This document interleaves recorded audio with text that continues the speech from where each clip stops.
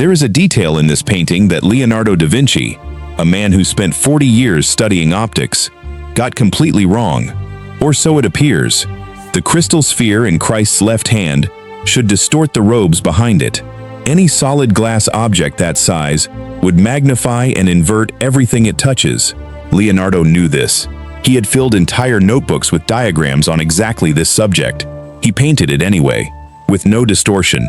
For centuries, that choice has divided historians into two camps. One believes it was a mistake, from a man who made almost none. The other believes it was deliberate. And if it was deliberate, the reason changes how we understand everything else in this painting. But before we can answer that question, we have to answer a more fundamental one. Did Leonardo paint this at all? In April 2005, a small auction house in New Orleans listed a painting among a deceased man's household effects. The lot was titled simply, "After Leonardo da Vinci." It was described as a copy. The estimate was $1,200. Two art dealers bought it. One of them described its condition as a wreck, dark and gloomy. The face of Christ had been so heavily overpainted across the centuries that it bore almost no resemblance to what lay underneath. The panel had cracked and been riddled by woodworm, but one of the dealers noticed the hand. The blessing hand in the upper right had survived the centuries almost untouched. Its anatomy was too precise, the softness where flesh met shadow too controlled, to be the work of a copyist. They brought the painting to a conservator at New York University. She began removing what didn't belong. When infrared photographs were taken, they revealed something decisive. Beneath the surface of the thumb, the painter had originally placed it differently. They had changed their mind and moved it. Copies do not contain that kind of revision. Only original artists change their minds. The restoration took 8 years, and when it was finished, the painting went to London's National Gallery, one of the most respected institutions in the world, where it was exhibited as a genuine Leonardo da Vinci. Overnight, a $1,200 painting became something else entirely. In 2013, a Russian billionaire purchased the Salvator Mundi for $127.5 million through his Swiss art advisor. What he didn't know was that his advisor had secretly marked up the price by $47.5 million and kept the difference.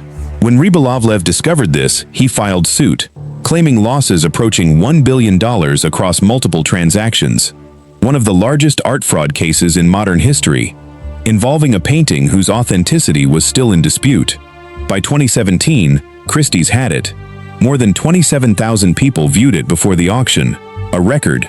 On the evening of November 15th, after 19 minutes of bidding, the Salvator Mundi sold for $450 million, the highest price ever paid for a work of art at auction. The buyer's identity was not announced. The purchaser was eventually identified as a Saudi prince, acting on behalf of Crown Prince Mohammed bin Salman. Christie stated the painting would go on display at the Louvre Abu Dhabi. That exhibition never happened. The painting has not been seen publicly since the night it sold. In 2019, journalists discovered it was on the Crown Prince's private superyacht, sailing in the Red Sea.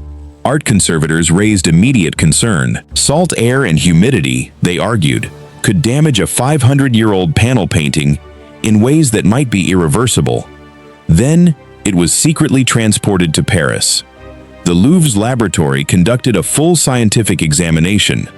The museum planned to include the Salvator Mundi in their blockbuster 2019 Leonardo exhibition.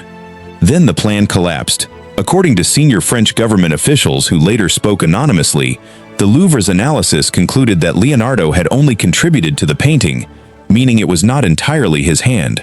The museum wanted to label it Leonardo and Workshop. The Crown Prince refused. His conditions, according to the same sources, were explicit: display it as 100% Leonardo and hang it beside the Mona Lisa. French officials said that was impossible. The Louvre considers the Mona Lisa effectively immovable. The painting was shipped back to Saudi Arabia. The Louvre said nothing publicly. And the world's most expensive artwork went into storage, where it reportedly remains today. Now we return to where we started. The orb that should distort doesn't. For years, this was used as evidence against Leonardo's authorship. A man who obsessively studied optics would not make such an elementary mistake. Then researchers at the University of California ran a different test. Using computer graphics tools that simulate the physics of light, they modeled the orb under conditions available to Leonardo circa 1500. Their conclusion: if the orb is hollow, a thin-walled glass sphere rather than a solid one, the painting is optically accurate. Almost no distortion would occur. Their analysis estimated the glass was a fraction of an inch thick, which means Leonardo may not have made a mistake at all. He may have painted a hollow orb with perfect fidelity to the physics of hollow glass. And consider this: there are 3 small white reflections painted into the orb's surface.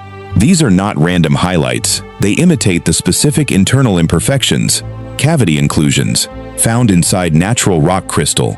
Around this same period, Leonardo had personally examined rock crystals for a member of the Italian nobility. He knew exactly what crystal looked like from the inside. The man who painted this orb was not guessing. Here is what we know with certainty. The world's most expensive painting has not been seen in public for nearly a decade, held in private storage by a government that paid $450 million for it, pulled it from the world's greatest Leonardo exhibition, and will not allow anyone near it. Whether Leonardo painted it entirely, partially, or not at all, the painting is now as inaccessible as the truth about it. The orb holds no distorted image. Whatever lies beyond remains invisible. Maybe that was the point. 500 years later, we still cannot tell. There is another painting from this same era, by a man who was either a devout Christian or a dangerous heretic, depending on who you ask, that has hidden something in plain sight for 5 centuries.